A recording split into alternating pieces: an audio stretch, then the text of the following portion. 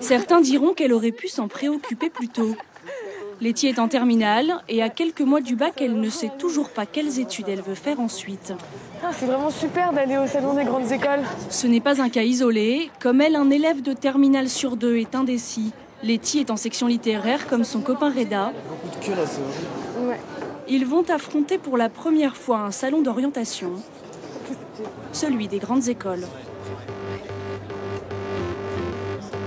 Ce truc agriculture, multimédia, etc., il y a les... C'est A34. Un parcours épuisant, 4500 mètres carrés à écumer, un vrai labyrinthe. 150 écoles représentées, aux noms barbares et aux sigles indéchiffrables. Amos, ESGRH, ou encore l'École supérieure libre des sciences commerciales appliquées. Avec un bac L, l'éventail des filières est très vaste. Cela va de l'école de commerce aux écoles d'art. Elle se laisse donc porter au hasard. Vous, qu'est-ce qui vous intéresse? Voilà, d'organiser des expositions, etc., c'est un truc qui me plairait vachement. Qu'est-ce que vous aimeriez faire en fait? Je sais pas, je me disais que je pourrais faire de l'histoire de l'art, etc., et puis après partir dans un tour de communication, d'événementiel. Ça nous embrouille encore plus la tête, en fait. Ouais, parce qu'on a plein de choix. Et pour eux, ça paraît très clair parce que c'est une seule école, mais quand on demande l'avis de plusieurs écoles en même temps, ça crée des confusions, on ne sait plus trop quoi choisir. En même temps, il y a le tarif aussi, on se demande comment on pourra payer ça, etc. La question n'est pas seulement angoissante pour les jeunes, les parents sont tout aussi perdus. Disons que c'est un casse-tête à la fois pour les enfants et pour les parents, on va dire. C'est pas facile. On se sent un petit peu fautif parce qu'on l'a pas suffisamment accompagné ou aiguillé. Et puis par rapport à lui, c'est stressant parce que dans le monde du travail, on s'aperçoit qu'il ne faut pas se tromper de filière et qu'après, c'est très difficile de changer une fois qu'on a fait son choix. Il y a une peur du chômage? Énorme. Alors, la première question que je pose là, c'est est-ce qu'il y a des débouchés? C'est primordial. Après ces 3 heures passées au salon, l'avenir de Letty et Reda est toujours aussi flou. Alors y a-t-il des solutions pour aider les 700 000 lycéens qui passeront leur bac dans 6 mois? Premier réflexe, se rendre au centre d'information et d'orientation. Un conseil donné par son lycée. Letty en attend beaucoup. C'est toujours très stressant, surtout quand on sait que ça va énormément porter sur ce qu'on va faire, un peu sur toute notre vie, etc. C'est horrible de ne pas pouvoir refaire machine arrière au bout d'un moment, de devoir prendre une décision comme ça qui te poursuivra toute sa vie. Je pense que c'est important. Elle a rendez-vous avec une conseillère d'orientation. Bonjour. Bonjour. Letty. Bonjour. Voilà. Écoutez, je suis Elisabeth Poinat, conseillère d'orientation. Alors, quelles sont les raisons qui vous poussent à venir au CIO Mediacom? J'hésite entre plusieurs voies à prendre après le lycée. Et elle va écouter Letty décrire ses envies pendant de longues minutes, sans jamais poser aucune question sur son niveau scolaire. Je voulais plutôt me pencher vers la production artistique, etc. Pour vous permettre après quoi, alors? Je sais pas trop. Voilà, c'est ça, vous êtes un peu perdu à ce niveau-là. La conseillère va surtout lui parler de filières à l'université. Mais il en existe tellement que même elle y perd son latin. Ça peut être des bilicences aussi, à Paris 3, en lettres modernes et communication, par exemple, ou anglais et communication. Là, il faut que je vérifie parce que je crois qu'en fait, ils ne le font pas. Je n'ai pas en tête. Voilà. Alors, vous avez un dossier qui s'appelle les études d'art. Comme depuis 30 ans, la réponse qu'elle apporte est inscrite sur des fiches et des dossiers de l'ONICEP. Ici, on préfère le papier aux écrans d'ordinateur. Culture générale, vous pourriez étudier. D'accord. Et puis j'aurais voulu vous montrer la médiation et peut-être le diplôme de Paris 10 en humanité. Non, je vais regarder tout ça. D'accord. Et au moment de se séparer, la conseillère va se rendre compte qu'elle est peut-être passée à côté d'une dernière possibilité. Letty est une très bonne élève qui pourrait prétendre à l'excellence. Je le garde moi. On peut aller en classe prépa, on n'en a pas parlé, mais je suppose que ce n'était pas un souhait de votre part. Si, peut-être. Oui. Je sais pas, je me dirais que j'aurais peut-être pu essayer de faire Canipocagne. Pourquoi pas? Voilà. Oui, mais ça on aurait pu. C'est vrai qu'on a oublié d'en parler. On a oublié d'en parler.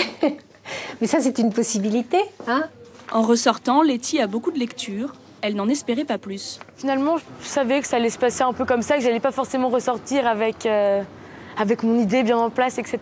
Mais non, franchement, je pense que ça a été utile. Tu reviendras? Ouais. Avec seulement un conseiller d'orientation pour plus de 2000 élèves dans le service public, difficile d'aiguiller efficacement les jeunes. Du coup, les services d'orientation privés et payants se multiplient depuis 5 ans. Sur Internet, des dizaines de cabinets proposent des bilans de compétences personnalisés pour les élèves, avec des consultations variant de 250 à plus de 600 €.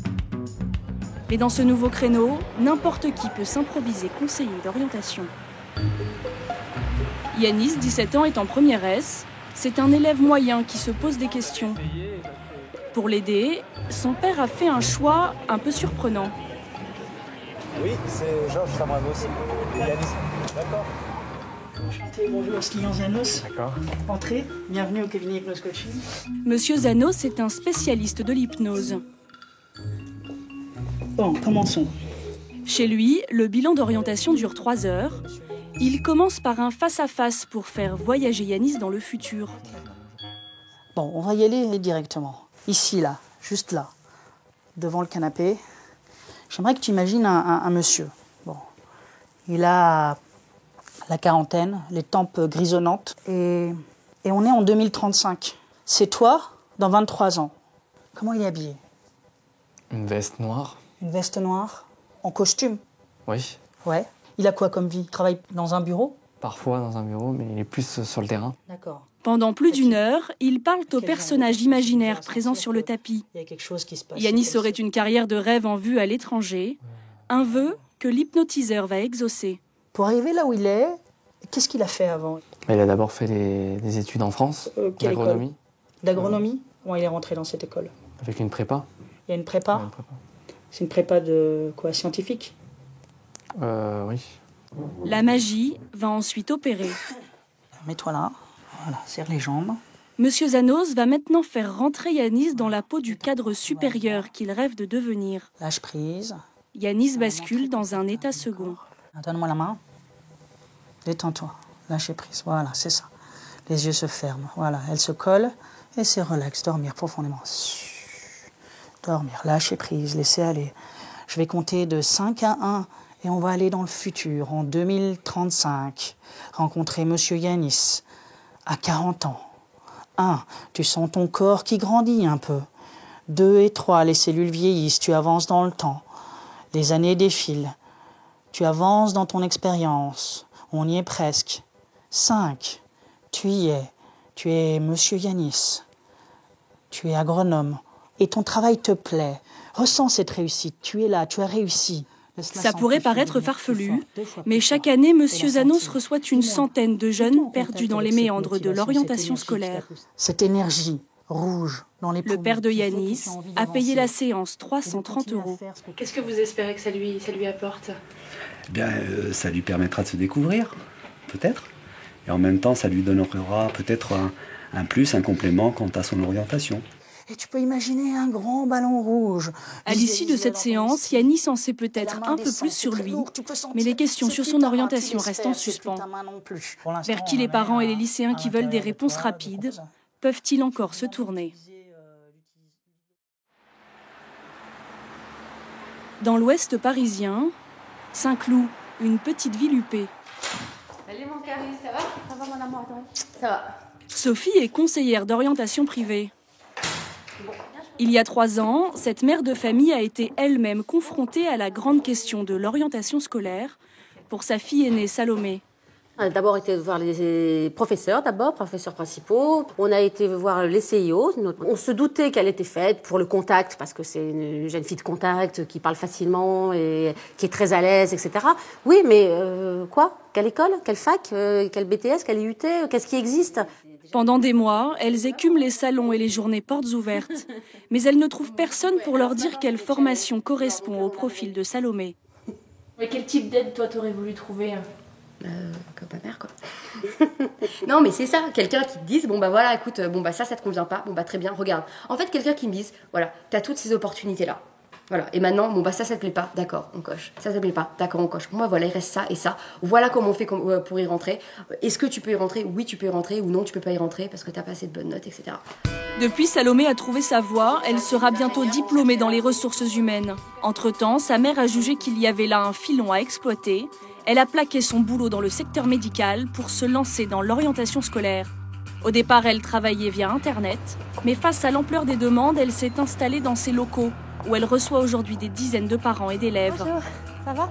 Et vous? Sa valeur ajoutée, c'est d'apporter des renseignements très concrets sur la réalité du monde du travail. Et pour ça, elle se donne du mal. Pouvoir téléphoner à un ingénieur ou une infirmière, savoir comment ça se passe tous les jours, comment se passe tous les jours son métier, c'est important, ses horaires, les avantages, les inconvénients de la profession. Vous ne le lisez pas forcément sur Internet, ça. Son vrai plus, c'est de partir du bulletin scolaire de chaque élève. Elle passe en revue toute leur scolarité depuis la seconde et les appréciations des enseignants pour leur faire une proposition réaliste. Tous les jeunes ne peuvent pas faire Polytechnique, hein, évidemment, ou HEC. Donc il faut s'adapter et puis proposer, parce qu'il y a plein de choses pour tout le monde, les bons et les mauvais dossiers, mais il faut savoir à quoi on peut prétendre. Aujourd'hui, elle doit annoncer à Mathieu une liste de métiers susceptibles de l'intéresser. Bonjour Mathieu, ça va? Très bien, vous? Ouais, très bien. Vas-y, passe. Il est plutôt bon élève, en terminale scientifique. Pour pouvoir mieux le conseiller, Sophie lui a fait passer un test de personnalité, avec des questions comme « Ce qui compte pour moi, c'est soit d'entrer en compétition avec les autres, soit de savoir ce que l'on attend de moi. » Et voici ce qu'il en est ressorti. Chez toi, ce qui arrive en premier, c'est l'entreprenant. 8 sur 10, donc c'est beaucoup. T'es quelqu'un qui aime foncer, avancer, prendre des risques s'il faut. Ça veut dire aussi pas trop de bureau non plus pour toi, on va dire. Hein.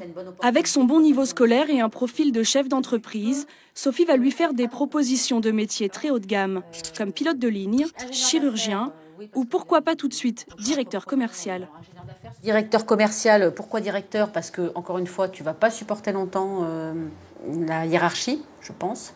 Ingénieur agronome, c'est sûrement ton côté aussi pragmatique quand même qui pousse vers l'agronomie. Ingénieur architecte. Finalement, c'est plutôt la voie royale d'ingénieur qui le tente, mais l'adolescent sait qu'il n'a pas la motivation pour aller en prépa. Alors Sophie lui trouve une école juste après le bac, où il est même gratuitement accueilli en stage d'observation. Donc je vais voir si tu peux passer une semaine à l'Estaca, donc l'école qui te plaît. Ça a lieu pendant les vacances de février. Tu pourras voir exactement les cours, les profs, les élèves qui sont là. Tu pourras poser des questions. Tu as 3 jours pour poser des questions. Sincèrement, en sortant de là, tu devrais me dire « Super, c'est ça que je veux faire ». Sophie lui prépare un dossier personnalisé qui va bien plaire à ses parents. Le père de Mathieu est ingénieur. Son fils pourrait reprendre le flambeau. Coût total du bilan d'orientation, 530 €. La mère de Mathieu ne le regrette pas du tout. Bonjour. Ça vaut le coup d'y mettre le prix, du coup? En termes d'orientation? Oui. Ah, sans hésiter, je pense que c'est un choix important pour permettre d'avancer. Que les parents avancent et que le jeune avance et prenne de la maturité dans sa réflexion. Oui. Oui, oui. L'ancienne podologue oriente en ce moment la carrière de 150 lycéens et elle a même ouvert des franchises dans 3 villes de province. Mais même si je pense qu'il faut quand même aller